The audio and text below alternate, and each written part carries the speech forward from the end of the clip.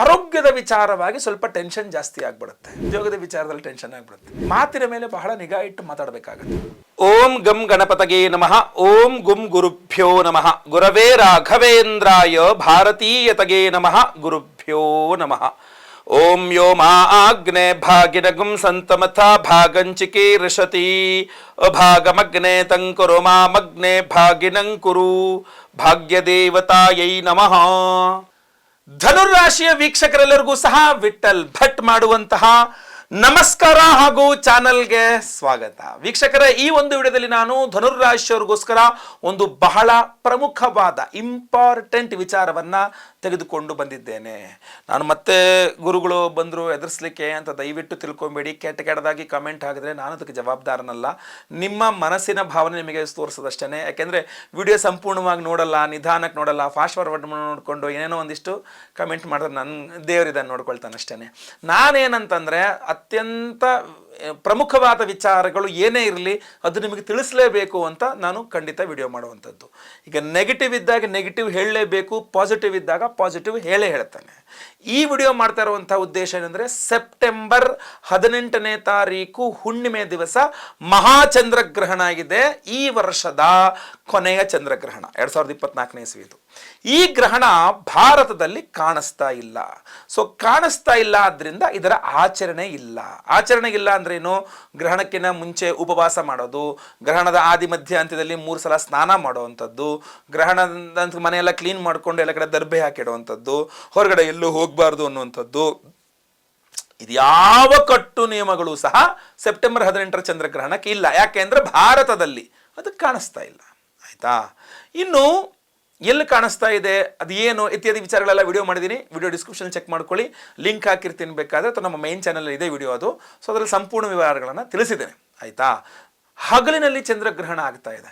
So ಹಗಲಿನಲ್ಲಿ ಆಗುವ ಚಂದ್ರಗ್ರಹಣಗಳು ಹಾಗೂ ರಾತ್ರಿ ಆಗುವಂಥ ಸೂರ್ಯಗ್ರಹಣಗಳು ಕಾಣಿಸಲ್ಲ. ಆಯಿತಾ? ಸೊ ಅದರಿಂದ ಸೆಪ್ಟೆಂಬರ್ 18ನೇ ತಾರೀಕು ಹಗಲಲ್ಲಿ ಬೆಳಗ್ಗೆ 6ರಿಂದ 10 ಚಿಲ್ಲರೆ ಎಷ್ಟು ಹಿಂಗೆ ಆಗೋದ್ರಿಂದಾಗಿ ನಿಮಗೆ ಆ ಗ್ರಹಣ ಕಾಣಿಸೋದಿಲ್ಲ. ಸೊ ಗ್ರಹಣ ಕಾಣಿಸೋದಿಲ್ಲ, ಅದರಿಂದಾಗಿ ಗ್ರಹಣ ಆಚರಣೆ ಇಲ್ಲ.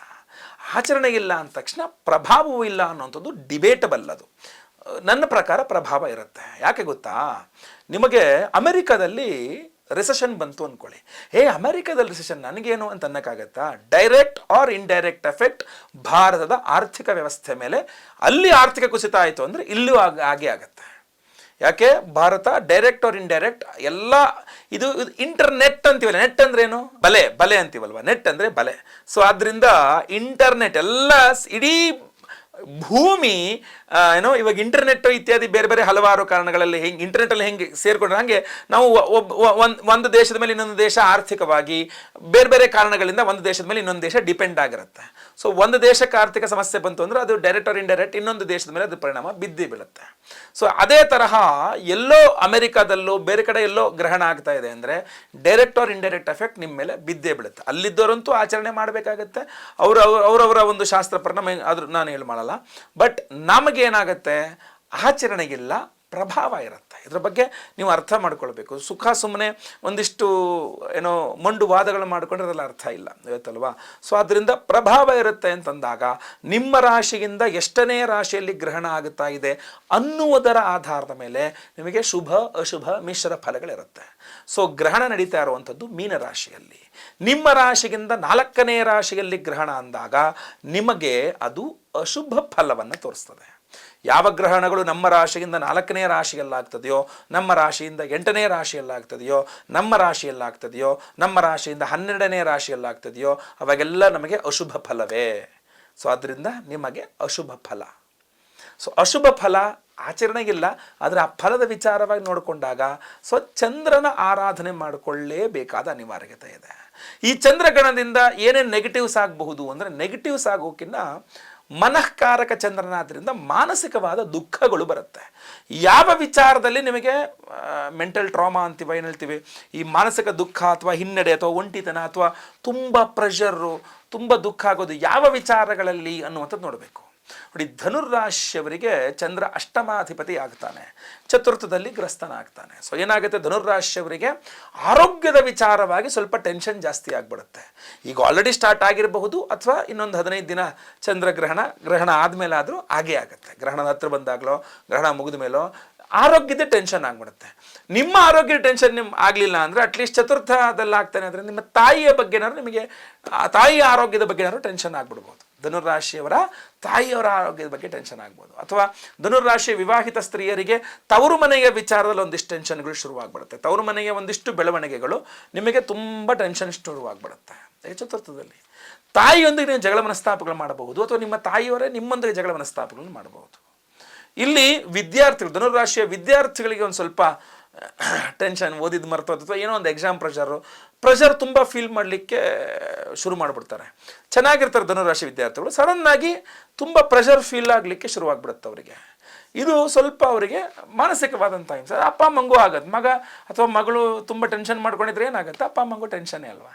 ಸೊ ಹೀಗೆ ಬೇರೆ ಬೇರೆ ರೀತಿಯ ವಿಚಾರಗಳಲ್ಲಿ ನೋಡಿ, ಚತುರ್ಥದಲ್ಲಿರ್ತಕ್ಕಂತಹ ಗ್ರಸ್ತ ಚಂದ್ರನ ಪೂರ್ಣ ದೃಷ್ಟಿ ಕನ್ಯಾ ರಾಶಿ ಮೇಲೆ ಬಂದ್ಬಿಡ್ತಾ ಇದ್ದರೆ ಧನುರಾಶಿಯವರಿಗೆ ಉದ್ಯೋಗದ ವಿಚಾರದಲ್ಲಿ ಟೆನ್ಷನ್ ಆಗಿಬಿಡುತ್ತೆ. ಸರಿಯಾಗಿ ಕೆಲಸಕ್ಕೆ ಹೋಗೋಕ್ಕಾಗಲ್ಲ, ಏನು ಮಾಡೋದು, ನನ್ನ ತೆಗೆದಾಕ್ಬಿಡ್ತಾರೆ ಕೆಲಸದಿಂದ, ಹೋಗ್ಬಿಡುತ್ತೆ ಕೆಲಸ, ಏನಾಗುತ್ತಪ್ಪ ದೇವರೇ, ಫುಲ್ ಟೆನ್ಷನ್ನು. ಅಥವಾ ಮಾಡದೇ ಇರುವಂತಹ ತಪ್ಪನ್ನು ನಿಮ್ಮ ತಲೆ ಮೇಲೆ ಹಾಕಿ ಏನೇನು ಶಿಕ್ಷೆ ಕೊಟ್ಬಿಡ್ತಾರೋ ಅನ್ನೋ ರೀತಿಯಲ್ಲಿ. ಆಮೇಲೆ ಧನುರಾಶಿಯವರು ಉದ್ಯೋಗದಲ್ಲಿ ಒಂದು ತಪ್ಪು ಮಾಡ್ತೀರಾ, ಯಾರೋ ಒಬ್ಬ ತಪ್ಪು ಮಾಡಿರ್ತಾನೆ, ಅವನು ಬಂದು ನಿಮ್ಮ ಹತ್ರ ರಿಕ್ವೆಸ್ಟ್ ಮಾಡ್ತಾನೆ, ಈ ತಪ್ಪನ್ನು ನಿನ್ನ ತಲೆ ಮೇಲೆ ತೊಗೊಂಬಿಡು, ಈ ತಪ್ಪನ್ನು ನಾನು ಮಾಡಿದ ತಪ್ಪನ್ನು ನಿನ್ನ ತಲೆ ಮೇಲೆ ತೊಗೊಂಬಿಡು, ನಿನಗೆ ಬರುವ ಮಿಕ್ಕಿದ ಸಮಸ್ಯೆಗಳನ್ನು ನಾನು ನೋಡ್ಕೊಳ್ತೀನಿ, ನಿನಗೇನು ಆಗ್ದಂಗೆ ನಾನು ನೋಡ್ಕೊಳ್ತೀನಿ, ಇದೊಂದು ತಪ್ಪನ್ನು ನಿನ್ನ ತಲೆ ಮೇಲೆ ತೊಗೊಂಬಿಡು ಅನ್ನೋ ರೀತಿಯಲ್ಲಿ ಕೇಳ್ತಾರೆ. ಅದನ್ನು ನೀವೇನಾದರೂ ನೀವು ಅದನ್ನು ಒಪ್ಕೊಂಡ್ಬಿಡ್ತೀರ, ಹೌದಾ ಸರಿ ಆಯ್ತು, ಏನು ಬೈಯಲ್ಲ ಬಿಡು, ಇಷ್ಟೇ ತಾನೇ, ಆಯ್ತು ನಾನೇ ಮಾಡಿದ್ದೀನಿ ಅಂತ ಹೇಳ್ಬಿಡ್ತೀನಿ ಅಂತ. ಅದು ದೊಡ್ಡ ತಪ್ಪಾಗಿರುತ್ತೆ ನೀವು ಮಾಡುವಂಥದ್ದು. ಕಡೆಗೆ ಏನಾಗ್ಬಿಡುತ್ತೆ ನಿಮ್ಗದು,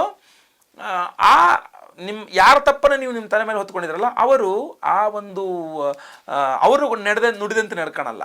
ಸೊ ನೀವು ಮಾಡದಿರೋ ತಪ್ಪನ್ನು ಶಿಕ್ಷೆನೂ ಅನುಭವಿಸಿ ಅವರು ಕೊಟ್ಟ ಮಾತಂತೂ ನಡ್ಕೊಳ್ಳೋದೆ, ಲಾಸ್ಟಿಗೆ ಎಲ್ಲ ಕಡೆ ಲಾಸ್ ಆಗೋದು ನಿಮ್ಮದೇ ಆಗಿರುತ್ತೆ. ಸೊ ಅದರಿಂದ ಯಾರೋ ಮಾಡೋದ ತಪ್ಪನ್ನು ಖಂಡಿತ ನೀವು, ಅವರೇನೋ ನಾಳೆ ನಿಮಗೆ ಉದ್ಧಾರ ಮಾಡಿಬಿಡ್ತಾರೆ, ನಾಳೆ ನಿಮಗೆ ಏನೋ ಸಹಾಯ ಮಾಡಿಬಿಡ್ತಾರೆ ಅನ್ನೋ ದೃಷ್ಟಿಕೋನದಿಂದ ದಯವಿಟ್ಟು ನಿಮ್ಮ ತಲೆ ಮೇಲೆ ಹಾಕ್ಕೊಳ್ಳೋಕೆ ಹೋಗಬೇಡಿ. ಈ ಚಂದ್ರಗ್ರಹಣ ಅಂತಹ ಡಬ್ಬ ಆಫರ್ಗಳನ್ನು ನಿಮ್ಮ ಹತ್ರ ತಗೊಂಬರುತ್ತೆ. ಸೊ ಆದ್ದರಿಂದ ದಯವಿಟ್ಟು ಈ ವಿಚಾರದಲ್ಲಿ ಎಚ್ಚರಿಕೆಯಿಂದ ಇರಿ. ಆಮೇಲೆ ಚತುರ್ಥದಲ್ಲಿ ಗ್ರಹಣ ಆಗಬೇಕಾದ್ರೆ ನಿಮ್ಗೆ ಬಹಳ ಮುಖ್ಯವಾಗಿ ಮಾತಿನ ಮೇಲೆ ಬಹಳ ನಿಗಾ ಇಟ್ಟು ಮಾತಾಡಬೇಕಾಗತ್ತೆ. ಧನುರಾಶಿಯವರು ಏನೇನೋ ಮಾತಾಡಬಿಡೋದು, ಹೇಳ್ತಾರಲ್ಲ, ಏನೇನೋ ಮಾಡಿದ ತಕ್ಷಣ ಅದು ಬಹಳ ತೀರಾ ವ್ಯತಿರಿಕ್ತವಾದಂತಹ ಪರಿಣಾಮಗಳು ಬೀಳುತ್ತೆ. ನಿಮ್ಮ ಮಾತೇ ನಿಮಗೆ ಮುಳುವಾಗುತ್ತೆ. ಆಮೇಲೆ ಕುತ್ಕೊಂಡು ಚಿಂತೆ ಮಾಡೋದು, ಅಯ್ಯೋ ಹಿಂಗೆ ಅಂದ್ಬಿಟ್ನಲ್ಲ, ಅಯ್ಯೋ ಹಿಂಗಾಗೋಯ್ತಲ್ಲ, ಏನು ಮಾಡಲಿ ಭಗವಂತ ಅಂತ ಯೋಚನೆ ಮಾಡೋದು. ನಿಮ್ಮ ಸಪ್ತಮ ಅಂದರೆ ಕನ್ಯಾ ರಾಶಿ ಮೇಲೂ ಗ್ರಸ್ತಚಂದ್ರನ ದೃಷ್ಟಿ ಬಂದ್ಬಿಡುತ್ತೆ. ಅವಾಗೇನಾಗ್ಬಿಡುತ್ತೆ, ಬಹಳ ಪ್ರಮುಖವಾಗಿ ದಾಂಪತ್ಯದ ವಿಚಾರಗಳಲ್ಲಿ, ಫ್ರೆಂಡ್ಶಿಪ್ ವಿಚಾರದಲ್ಲಿ, ಪಾರ್ಟ್ನರ್ಶಿಪ್ ವಿಚಾರದಲ್ಲಿ, ದೂರ ಪ್ರಯಾಣದ ವಿಚಾರದಲ್ಲಿ, ಜಾಬಲ್ಲಿ ಟ್ರಾನ್ಸ್ಫರ್ ವಿಚಾರದಲ್ಲಿ ಎಲ್ಲ ಮಾನಸಿಕ ಕ್ಷೋಭೆ, ಚಿಂತೆ, ಆ ವಿಚಾರಗಳಲ್ಲೇ ಚಿಂತೆ. ಏನು ಚಿಂತೆ ಮಾಡ್ತಾ ಗೊತ್ತಿದೆಯಲ್ಲ, ಚಿಂತೆ ಮಾಡಿದ್ರೆ ಪ್ರಾಬ್ಲಮ್ ಸಾಲ್ವ್ ಆಗುತ್ತೇನ್ರಿ ಅಂತ ಹೇಳ್ತಾರೆ ಎಲ್ಲ. ಹೌದು, ನಿಮಗೂ ಗೊತ್ತಿದೆ ಚಿಂತೆ ಮಾಡ್ಕೊಂಡು ಕೂತ್ಕೊಂಡ್ರೆ ಪ್ರಾಬ್ಲಮ್ ಸಾಲ್ವ್ ಆಗಲ್ಲ ಅಂತ. ಆದರೂ ಕೂಡ ಈ ಚಂದ್ರಗ್ರಹಣದ ಪ್ರಭಾವ ಎಷ್ಟಿರುತ್ತೆ ಅಂದರೆ, ಬೇಡ ಅಂದರೂ ನೀವು ಒಬ್ಬರೇ ಕೂತ್ಕೊಂಡು ಚಿಂತೆ ಮಾಡೋಕೆ ಹತ್ಬಿಡ್ತಾರೆ, ಅಯ್ಯೋ ಹಿಂಗಾಗೋಯ್ತಲ್ಲ, ಅಯ್ಯೋ ಹಿಂಗಾಗೋಯ್ತು. ಇದರಿಂದ ಹೊರಬರಬೇಕು ಅಂದರೆ ನಿಮಗೊಂದು ವಿಶೇಷವಾದಂಥ ಪರಿಹಾರಗಳನ್ನು ಹೇಳ್ತಾನೆ. ಏನಪ್ಪ ಅಂದರೆ, ಗ್ರಹಣದ ದಿವಸ ಸೆಪ್ಟೆಂಬರ್ 18ನೇ ತಾರೀಕು ಬೆಳಗ್ಗೆ ಎದ್ದು ಸ್ನಾನ ಮಾಡಿಕೊಂಡು ಹತ್ತಿರದಲ್ಲಿರುವ ದೇವಸ್ಥಾನಕ್ಕೆ ಹೋಗಿ. ಗ್ರಹಣ ಆಚರಣೆ ಇಲ್ಲ ಅದರಿಂದಾಗಿ ಯಾವುದೇ ದೇವಸ್ಥಾನಗಳು ನಿಮಗೆ ಬಾಗಿಲಾಕಲ್ಲ. ಸೊ ಆದ್ದರಿಂದ ನೀವು ಮನೆ ಹತ್ತಿರದಿರುವ ಯಾವುದಾದ್ರು ಈಶ್ವರನ ದೇವಸ್ಥಾನಕ್ಕೆ ಹೋಗಬೇಕು, ನೆನಪಿಟ್ಕೊಳ್ಳಿ.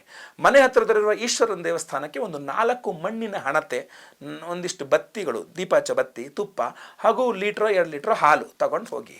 ಬೆಳಗ್ಗೆ ಎದ್ದು ಸ್ನಾನ ಮಾಡ್ಕೊಂಡು ಇವೆಲ್ಲ ಐಟಮ್ಸ್ ತೊಗೊಂಡು ಹೋಗಿ ಈಶ್ವರನಿಗೆ ಹಾಲಿನಲ್ಲಿ ರುದ್ರಾಭಿಷೇಕ ಮಾಡಿಸಿ, ಹಾಗೂ 4 ಮಣ್ಣಿನ ಹಣತೆಯಲ್ಲಿ ತುಪ್ಪದ ದೀಪವನ್ನು 4 ಹಚ್ಚಿ, ಹಾಗೂ ಈಶ್ವರನಿಗೆ ಒಂದು 28 ಪ್ರದಕ್ಷಿಣೆ, ಆ ದೇವಸ್ಥಾನ ಒಂದು 28 ಪ್ರದಕ್ಷಿಣೆ ಮಾಡಿ, ದೇವರ ಮುಂದೆ ಕೂತ್ಕೊಂಡು ಒಂದು 3 ಸಲ ಶಿವಾಷ್ಟೋತ್ತರ, ಒಂದು 3 ಸಲ ಚಂದ್ರಗ್ರಹದ ಅಷ್ಟೋತ್ತರ ಪಠನೆ ಮಾಡಿ. ನಿಮಗೆ ಈ ಎಲ್ಲ ನಾನು ಇಲ್ಲಿ ತನಕ ಹೇಳಿದ್ನಲ್ಲ, ಆ ಸಮಸ್ಯೆಗಳನ್ನೆಲ್ಲ ಹೊರಬಂದು ಸುಖವಾಗಿರ್ಬೋದು, ನೀವು ಟೆನ್ಷನ್ ಫ್ರೀ ಆಗಿ.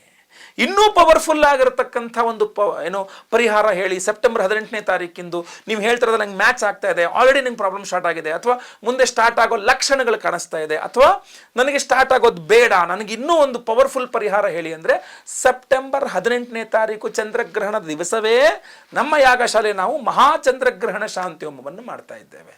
ಪ್ರತಿಯೊಬ್ಬ ಧನುರ್ರಾಶಿಯವರಿಗೂ ಸಹ ಇದು ಬಹಳ ಇಂಪಾರ್ಟೆಂಟ್ ಆಗಿರುತ್ತೆ. ಧನುರ್ರಾಶಿಯವರ ಎಲ್ಲ ಆರೋಗ್ಯ ಬಾಧೆಗಳ ಪರಿಹಾರವಾಗಬೇಕು. ಯಾಕೆಂದರೆ ಅಷ್ಟಮಾಧಿಪತಿಯ ಚಿತ್ರದಲ್ಲಿ ಗ್ರಸ್ತ ಆಗ್ತಾ ಇದ್ದಾನೆ ಅಂದರೆ ನಿಮಗೆ ಆರೋಗ್ಯದ ಮೇಲೆ ಹೊಡೆತ ಕೊಡುತ್ತೆ. ಆದ್ದರಿಂದ ಚಂದ್ರಗ್ರಹಣ ಶಾಂತಿ ಹೋಮ ನಿಮ್ಮ ಆರೋಗ್ಯ ಬಾಧೆಯನ್ನು ಪರಿಹಾರ ಮಾಡಿಕೊಡುತ್ತೆ. ಅಷ್ಟೇ ಅಲ್ಲ, ಇಲ್ಲಿ ತನಕ ನಾನು ಏನೇನು ಪ್ರಾಬ್ಲಮ್ಗಳಾಗಬಹುದು ಚಂದ್ರಗ್ರಹಣದಿಂದ, ನಿಮಗೆ ಟೆನ್ಷನ್ ಆಗ್ಬೋದು, ಯಾಕೆ ಮನಃಕಾರಕನಾಥ ಚಂದ್ರ, ಈ ವಿಚಾರಗಳಲ್ಲಿ ಟೆನ್ಷನ್ ಆಗ್ಬೋದು ಅಂತ ಹೇಳಿದ್ನೋ, ಆ ಎಲ್ಲವನ್ನೂ ಸಹ ಒಂದೇ ಸಲ ಆ ಟೆನ್ಷನ್ ಫ್ರೀ ಆಗಲಿಕ್ಕೋಸ್ಕರ ಇರುವ ಉಪಾಯ ಚಂದ್ರಗ್ರಹಣದ ದಿವಸ ಚಂದ್ರನ ಆರಾಧನೆ.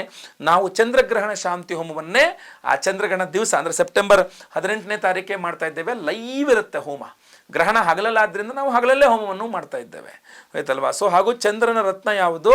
ಇದು ಪರ್ಲ್, ಒರಿಜಿನಲ್ ಮುತ್ತನ್ನು ಪ್ರತಿಯೊಬ್ಬ ಸಂಕಲ್ಪ ಸೇವೆ ಕೊಟ್ಟಂತಹ ಧನುರಾಶಿಯವರಿಗೆ ಈ ಒಂದು ಪರ್ಲನ್ನು ಕೊಡ್ತಾ ಇದ್ದೇವೆ. ಚಂದ್ರಗ್ರಹಣ ಶಾಂತಿ ಹೋಮಕ್ಕೆ ನೀವು ಸಂಕಲ್ಪ ಸೇವೆ ಕೊಟ್ಟರೆ ಒರಿಜಿನಲ್ ಪರ್ಲನ್ನು ಚಂದ್ರಗ್ರಹಣದ ದಿವಸ ಚಂದ್ರಗ್ರಹಣ ಶಾಂತಿ ಹೋಮವನ್ನು ಮಾಡಿ ನಿಮಗೆ ಕೊಡ್ತಾ ಇದ್ದೇವೆ. ಸೊ ಪ್ರತಿಯೊಬ್ಬರು ಇದನ್ನು ಕೆಂಪು ತೊಕ್ಕಪ್ಪು ದಾರದಲ್ಲಿ ಧಾರಣೆ ಮಾಡ್ಕೊಳ್ಬೋದು. 42 ದಿವಸವೋ 1-2 ತಿಂಗಳು ಹಾಕ್ಕೊಳ್ಳಿ, ಆಯ್ತಲ್ವಾ? ಯಾಕೆ ಅಂತಂದ್ರೆ ಆಮೇಲೆ ಬೇಕಾದ್ರೆ ತೆಗೆದು ಒಳಗಡೆ ಇಟ್ಕೊಂಡಿರಿ. ಈ ಗ್ರಹಣದ ದುಷ್ಪ್ರಭಾವ ನಿಮಗೆ ಆಗದೇ ಇರಲಿ ಅಂತ ಹೇಳ್ತಾ ಇದ್ದೇನೆ.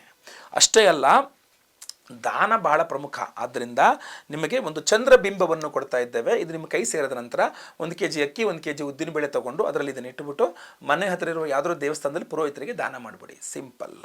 ಈ ಒಂದು ಚಂದ್ರಗ್ರಹಣದ ಒಂದು ಪ್ರಸಾದ ಸ್ವರೂಪ, ಚಂದ್ರಗ್ರಹಣ ಶಾಂತಿ ಹೋಮದ ಪ್ರಸಾದ ಸ್ವರೂಪ ಏನು ಮುತ್ತು ಕೊಡ್ತಾ ಇದ್ದೇನಲ್ಲ, ಈ ಒಂದು ಪರ್ಲ್ ಡಾಲರ್ ತುಂಬ ಹೆವಿ ಪರ್ಲ್ ಇದೆ. ಒಂದು 4-5 ಕ್ಯಾರೆಟ್ ಮೇಲೆ ಬರ್ತದೆ ಅನಿಸುತ್ತೆ. ಇದು ಏನು ಈ ಡಿಸೈನ್ಗೋಸ್ಕರ ಸ್ವಲ್ಪ ದೊಡ್ಡ ಪರ್ಲ್ ತೊಗೋಬೇಕಾದ ಪರಿಸ್ಥಿತಿ ಬಂತು. ತುಂಬ ಕಾಸ್ಟ್ಲಿ ಆಗುತ್ತೆ. ಪರ್ಲ್ ನಿಮಗೆ ಎಷ್ಟು ಜಾಸ್ತಿ ಕ್ಯಾರೆಟೋ ಎಷ್ಟು ತೂಕನೋ ಅಷ್ಟು ಅದರ ರೇಟ್ ಜಾಸ್ತಿ ಆಗುತ್ತೆ. ಇರಲಿ, ಬಟ್ ಆದರೂ ಸಹ ನಾವು ಇದಕ್ಕೇನು ಎಕ್ಸ್ಟ್ರಾ ಚಾರ್ಜ್ ಮಾಡಲ್ಲ. ಪ್ರತಿಯೊಬ್ಬರಿಗೂ ಸಹ ಅಷ್ಟೇ. ಸಂಕಲ್ಪ ಸೇವೆ ಮೊದಲಿಂದ ಯಾವಾಗಲೂ ರೆಗ್ಯುಲರ್ ಇಷ್ಟು ಅಷ್ಟೇ. ಬಟ್ ಅದರಲ್ಲಿ ಇದನ್ನು ಇಟ್ಟು ಎನರ್ಜೈಸ್ ಮಾಡಿ ಕೊಡ್ತೇವೆ. ಅಂದರೆ ಚಂದ್ರಗ್ರಹಣ ಶಾಂತಿ ಹೋಮದಲ್ಲಿ ಅಷ್ಟೇ ಈ ಪರ್ಲ್ ಎನರ್ಜೈಸ್ ಆಗಲ್ಲ. ಗ್ರಹಣದ ದಿವಸ ಮಾಡುವ ಹೋಮ ಹವನ ಯಜ್ಞ ಯಾಗಾದಿಗಳಿಗೆ 10 ಪಟ್ಟಷ್ಟು 100 ಪಟ್ಟಷ್ಟು ಫಲ ಸಿಗ್ತದೆ ಅನ್ನುವ ಕಾರಣಕ್ಕೆ ನಾವೇನು ಮಾಡ್ತಿದ್ದೇವೆ ಅವತ್ತು ಒಂದು ವಿಶೇಷವಾದ ಹೋಮ ಮಾಡಬೇಕಲ್ಲ. ಹಲವಾರು ಸಮಸ್ಯೆಗಳಿಗೆ ಒಂದೇ ಪರಿಹಾರ, ಒಂದೇ ಮದ್ದು ಅನ್ನುವ ರೀತಿಯಾದ ಒಂದು ಹೋಮ ಮಾಡಬೇಕು ಅಂತ ಮಹಾಲಕ್ಷ್ಮೀ ಸುದರ್ಶನ ಹೋಮವನ್ನು ಮಾಡ್ತಾ ಇದ್ದೇವೆ. ಆ ಲಕ್ಷ್ಮೀ ಸುದರ್ಶನ ಹೋಮ ನೋಡಿ, ಸುದರ್ಶನ ಹೋಮದಿಂದಾಗಿ ಸಾಲ ಬಾಧೆಗಳು ಪರಿಹಾರವಾಗುತ್ತೆ. ಸುದರ್ಶನ ಹೋಮದಿಂದಾಗಿ ಆರ್ಥಿಕ ಬಾಧೆಗಳು ಅಂದರೆ ಹಣಕಾಸು, ದುಡ್ಡು ಕಾಸು ವಿಚಾರ, ನಿಮಗೇನೇ ಸಮಸ್ಯೆ ಇದ್ರೂ ಸುದರ್ಶನ ಹೋಮದಿಂದ ಪರಿಹಾರ ಆಗುತ್ತೆ. ಸುದರ್ಶನ ಹೋಮದಿಂದ ದೃಷ್ಟಿದೋಷ ಪರಿಹಾರವಾಗುತ್ತೆ. ಸುದರ್ಶನ ಹೋಮದಿಂದ ಶತ್ರು ಬಾಧೆ ಪರಿಹಾರವಾಗುತ್ತೆ. ಸುದರ್ಶನ ಹೋಮದಿಂದ ಮಾಟಮಂತ್ರಗಳ ಪರಿಹಾರವಾಗುತ್ತೆ. ಸುದರ್ಶನ ಹೋಮದಿಂದ ನಿಮಗೆ ಏನು ಆರೋಗ್ಯ ಬಾಧೆಗಳಿದ್ರೆ ಪರಿಹಾರವಾಗುತ್ತೆ. ಸುದರ್ಶನ ಹೋಮದಿಂದ ಹಲವಾರು ಅನುಕೂಲತೆಗಳಿದೆ. ಒಂದು ಸುದರ್ಶನ ಹೋಮದಿಂದ ಹಲವಾರು ಅನುಕೂಲತೆಗಳಿದೆ. ಅಂತಹ ಸುದರ್ಶನ ಹೋಮವನ್ನು, ಲಕ್ಷ್ಮೀ ಸುದರ್ಶನ ಹೋಮವನ್ನು, ಮಹಾಲಕ್ಷ್ಮೀ ಸುದರ್ಶನ ಹೋಮವನ್ನು ಚಂದ್ರಗ್ರಹಣದ ದಿವಸವನ್ನು ಮಾಡಿ ಈ ಒಂದು ವಿಶೇಷವಾದ ಒರಿಜಿನಲ್ ಪರ್ಲ್ ಮುತ್ತು ಏನಿದೆ ಅದನ್ನು ಎನರ್ಜೈಸ್ ಮಾಡಿ ಡಾಲರ್ ನಿಮಗೆ ಕೊಡ್ತಾ ಇದ್ದೇವೆ ಅಂತಂದಾಗ ನೀವು ಸುಮ್ಮನೆ ಕಲ್ಪನೆ ಮಾಡ್ಕೊಳ್ಳಿ ಎಷ್ಟು ಪವರ್ಫುಲ್ ಡಾಲರ್ ಆಗಬಹುದು ಇದು ಅಂತ. ಅದನ್ನು ಧಾರಣೆ ಮಾಡ್ಕೊಳ್ಬಹುದು. ಅಷ್ಟೇ ಅಲ್ಲ, ಈ ಸಂತಾನ ಇಲ್ಲದ ಧನುರ್ರಾಶಿಯವರಿಗೆ ಸಂತಾನವಾಗಬೇಕು, ಸಂತಾನ ಇರುವ ಧನುರ್ರಾಶಿಯವರಿಗೆ ಸಂತಾನ ವಿಚಾರದಲ್ಲಿ ಅನುಕೂಲವಾಗಬೇಕು. ಸಂತಾನ ಗೋಪಾಲಕೃಷ್ಣ ಹೋಮವನ್ನು ಮಾಡ್ತಾ ಇದ್ದೇವೆ. ಅಷ್ಟೇ ಅಲ್ಲ, ಎಲ್ಲ ಸರ್ಪದೋಷಗಳು ಪರಿಹಾರವಾಗಬೇಕು. ಯಾಕೆಂದರೆ ಸರ್ಪದೋಷದಿಂದ ಮದುವೆಗಳಾಗ್ತಾ ಇಲ್ಲ ಎಷ್ಟೋ ಜನಕ್ಕೆ, ಸರ್ಪದೋಷದಿಂದ ಮಕ್ಕಳಾಗ್ತಾ ಇಲ್ಲ ಎಷ್ಟೋ ಜನಕ್ಕೆ, ಸರ್ಪದೋಷದಿಂದ ಆರೋಗ್ಯ ಬಾಧೆಗಳು, ಸರ್ಪದೋಷದಿಂದ ವ್ಯಾಪಾರ ನಷ್ಟ, ಸರ್ಪದೋಷದಿಂದ ಉದ್ಯೋಗ ಹಾನಿ, ಸರ್ಪದೋಷದಿಂದ ಹಲವಾರು ಸಮಸ್ಯೆಗಳನ್ನು ಅನುಭವಿಸ್ತಾ ಇದ್ದಾರೆ. ಅಂಥವರಿಗೆ ಗ್ರಹಣದ ದಿವಸ ಆಶ್ಲೇಷಾವಲಿ ಪೂಜೆ ಸರ್ಪಶಾಂತಿ ಹೋಮವನ್ನು ಮಾಡಿದಾಗ ಒಂದು 100 ಪಟ್ಟಷ್ಟು ಫಲ ಸಿಗುತ್ತೆ ಅಂತಂದರೆ ಯಾರಿಗೆ ಬೇಡ? ಸೊ ಆದ್ದರಿಂದ ನಾವು ಸರ್ಪಶಾಂತಿ ಹೋಮ, ಆಶ್ಲೇಷಾಬಲಿ ಪೂಜೆಯನ್ನು ಮಾಡ್ತಾ ಇದ್ದೇವೆ. ಈಗ ಧನುರ್ರಾಶಿಯವರಿಗೆ ಬಹಳ ಪ್ರಮುಖವಾಗಿ ನಿಮಗೆ ಗುರುಬಲ ಇಲ್ಲ, 6ನೇ ಮನೆಯಲ್ಲಿ ಗುರು ಇದ್ದಾನೆ. ನಾವು ಗುರು ಶಾಂತಿ ಹೋಮವನ್ನು ಮಾಡ್ತಾ ಇದ್ದೇವೆ, ಶನಿ ಶಾಂತಿ ಹೋಮವನ್ನು ಮಾಡ್ತಾ ಇದ್ದೇವೆ, ನವಗ್ರಹ ಶಾಂತಿ ಹೋಮವನ್ನು ಮಾಡ್ತಾ ಇದ್ದೇವೆ. ಒಂದೇ ಒಂದು ಸಂಕಲ್ಪ ಸೇವೆ ಎಲ್ಲ ಹೋಮಗಳನ್ನು ಕವರ್ ಮಾಡುತ್ತೆ. ಈ ಪ್ರಸಾದವನ್ನು ಸಹ ಕವರ್ ಮಾಡುತ್ತೆ. ನಿಮಗೆ ಕೊಡುವಂತಹ ಟ್ರಾನ್ಸ್ಪೋರ್ಟ್ ಕೂಡ ಯಾವುದೂ ಇಲ್ಲ, ಎಲ್ಲೋ ಡೆಲಿವರಿ ಚಾರ್ಜ್ ಏನೂ ಇಲ್ಲ. ಎಲ್ಲದನ್ನೂ ಸಹ ನಾವು ಒಂದು ಸಂಕಲ್ಪ ಸೇವೆಗೆ ಒಂದು ಎಲ್ಲ ಹೋಮಗಳ ಭಸ್ಮ, ನಾಗಾರಾಧನೆ, ಅರಿಶಿನ ನಿಮಗೆ ಡೈಲಿ ಹಣೆಗೆ ಹಚ್ಕೊಳ್ಳೋಕ್ಕೆ, ಭಸ್ಮ ನಾಗಾರಾಧನೆ ಅರಿಶಿನ ನಿಮಗೆ ಹಣೆಗೆ ಹಚ್ಕೊಳ್ಳೋಕ್ಕೆ, ಕುತ್ತಿಗೆಯಲ್ಲಿ ಕಟ್ಕೊಳ್ಳೋಕ್ಕೆ ಒಂದು ಅಥವಾ ನಿಮ್ಮ ಹತ್ರ ಇಟ್ಕೊಳ್ಳೋಕ್ಕೆ ಇದೊಂದು ಒರಿಜಿನಲ್ ಒಂದು ಮುತ್ತಿನ ಡಾಲರ್, ಹಾಗೂ ದಾನ ಮಾಡಲಿಕ್ಕೆ ಒಂದು ಚಂದ್ರಬಿಂಬ ಹಾಕಿ ಕಳಿಸ್ತಾ ಇದ್ದೇವೆ ನಿಮಗೆ. ದಯವಿಟ್ಟು ಇದನ್ನು ದಾನ ಮಾಡಿಬಿಡಿ. ಚಂದ್ರಬಿಂಬವನ್ನು 1 kg ಅಕ್ಕಿ, 1 kg ಉದ್ದಿನ ಬೇಳೆಯಲ್ಲಿ ಈ ಒಂದು ಚಂದ್ರಬಿಂಬವನ್ನು ಇಟ್ಟು ಹತ್ತಿರದಲ್ಲಿರುವ ಯಾವುದೋ ದೇವಸ್ಥಾನದಲ್ಲಿ ಇದನ್ನು ದಾನ ಮಾಡಿಬಿಡಿ, ಆಯಿತಾ? ಈ ಮುತ್ತಿನ ಒರಿಜಿನಲ್ ಪರ್ಲನ್ನು ನೀವೇ ಇಟ್ಕೊಳ್ಳಿ ನಿಮ್ಮ ಹತ್ರನೇ, ಆಯಿತಾ? ಖಂಡಿತವಾಗಿ ಒಳ್ಳೆಯದಾಗಲಿ. ಸೊ ನಿಮಗೆ ಸಿಂಪಲ್ ಪರಿಹಾರವನ್ನು ಹೇಳಿದ್ದೇನೆ, ವಿಶೇಷ ಪರಿಹಾರವನ್ನು ಹೇಳಿದ್ದೇನೆ. ದಯವಿಟ್ಟು ಅಪಾರ್ಥ ಮಾಡ್ಕೊಳ್ಬೇಡಿ, ಅರ್ಥ ಮಾಡ್ಕೊಳ್ಳಿ. ನನ್ನ ಒಂದು ವಿಚಾರವನ್ನು ನಿಧಾನವಾಗಿ ಅರ್ಥ ಮಾಡ್ಕೊಳ್ಳಿ. ನಿಮ್ಮ ಕೈಯಲ್ಲಿ ಏನಾಗುತ್ತೋ ಭಗವಂತ ನಿಮಗೆ ಏನು ಶಕ್ತಿ ಕೊಡ್ತಾನೋ ಏನು ಬುದ್ಧಿ ಕೊಡ್ತಾನೋ ಅದೇ ರೀತಿಯಲ್ಲಿ ಮಾಡಿ, ಆಯಿತಾ? ದಯವಿಟ್ಟು ಈ ವಿಡಿಯೋನ ಪ್ರತಿಯೊಬ್ಬ ಧನುರಾಶಿ ರೀಚ್ ಆಗಬೇಕಾದ್ರಿಂದ ವಾಟ್ಸಪ್, ಫೇಸ್ಬುಕ್, ಮೆಸೆಂಜರ್, ಟೆಲಿಗ್ರಾಮ್ ಎಲ್ಲ ಕಡೆ ಸಾಮಾಜಿಕ ಜಾಲತಾಣಗಳ ವಿಡಿಯೋನ ಶೇರ್ ಮಾಡಿ. ಸಂಕಲ್ಪ ಸೇವೆಗೆ ಹೆಸರು ಕೊಟ್ಟವರಿಗೆ 18ನೇ ತಾರೀಕು ಬೆಳಗ್ಗೆ ಲೈವಲ್ಲಿ ನಾನೇ ನಿಮ್ಮ ಹೆಸರು ಸಂಕಲ್ಪ ಮಾಡ್ತೇನೆ. ಎಲ್ಲ ಹೋಮ್ಗಳನ್ನು ಲೈವ್ ನೋಡ್ತೀರಾ, ಪ್ರಸಾದ ನಿಮಗೆ ಸ್ಪೀಡ್ ಪೋಸ್ಟ್ ಮೂಲಕ ಬರುತ್ತೆ. ಸಂಕಲ್ಪ ಸೇವೆಗೆ ಹೆಸರು ಕೊಡಬೇಕು ಅಂದರೆ ನಿಮ್ಮ ಹೆಸರು, ಗೋತ್ರ ಗೊತ್ತಿದ್ರೆ ಗೋತ್ರ, ನಕ್ಷತ್ರ ಗೊತ್ತಿದ್ರೆ ನಕ್ಷತ್ರ, ಧನುರಾಶಿ ನಿಮ್ಮ ರಾಶಿ ಹಾಗೂ ನಿಮ್ಮ ವಿಳಾಸವನ್ನು ನಮಗೆ ವಾಟ್ಸಪ್ ಮಾಡ್ಕೊಳ್ಳಿ ಸ್ಕ್ರೀನ್ ಇರ್ತಕ್ಕಂಥ ನಂಬರ್ಗೆ. ಸಿಂಪಲ್ ಅಷ್ಟೇ, ಆಯಿತಾ? ನಿಮ್ಮ ಕೈಲಿ ಯಾವುದಾಗುತ್ತೋ ಅದನ್ನು ಮಾಡಿ. ಈ ಚಾನಲ್ ಇನ್ನೂ ಸಬ್ಸ್ಕ್ರೈಬ್ ಮಾಡ್ಕೊಳ್ಳಿ ಅಂದರೆ ದಯವಿಟ್ಟು ಕೆಳಗಡೆ ಸಬ್ಸ್ಕ್ರೈಬ್ ಅಂತ ಬಟನ್ ಇರುತ್ತೆ, ಸಬ್ಸ್ಕ್ರೈಬ್ ಮಾಡ್ಕೊಳ್ಳಿ. ಬೆಲ್ ಬಟನ್ ಬರುತ್ತೆ, ಬೆಲ್ ಬಟನ್ ಕ್ಲಿಕ್ ಮಾಡಿ ಆಲ್ ಅಂತ ಮಾಡ್ಲಿಕ್ಕೆ ದಯವಿಟ್ಟು ಮರಿಬೇಡಿ. ಇನ್ನು ನಮ್ಮ ಈ ಒಂದು ವಿಡಿಯೋನ ನೀವು ಫೇಸ್ಬುಕ್ಕಲ್ಲಿ ನೋಡ್ತಾ ಇದ್ದೀರಾ ಅಂದರೆ ನಮ್ಮ ಪೇಜನ್ನು ಫಾಲೋ ಮಾಡ್ಲಿಕ್ಕೆ ದಯವಿಟ್ಟು ಮರಿಬೇಡಿ. ಮುಂದಿನ ವಿಡಿಯೋದಲ್ಲಿ ಮತ್ತೆ ಪುನಃ ಸಿಗ್ತೇನೆ. ಎಲ್ಲರಿಗೂ ಸಹ ಒಳ್ಳೆಯದಾಗಲಿ. ಲೋಕ ಸಮಸ್ತ ಸುಖಿನೋ ಭವಂತು. ನಾರಾಯಣ ನಾರಾಯಣ ನಾರಾಯಣ.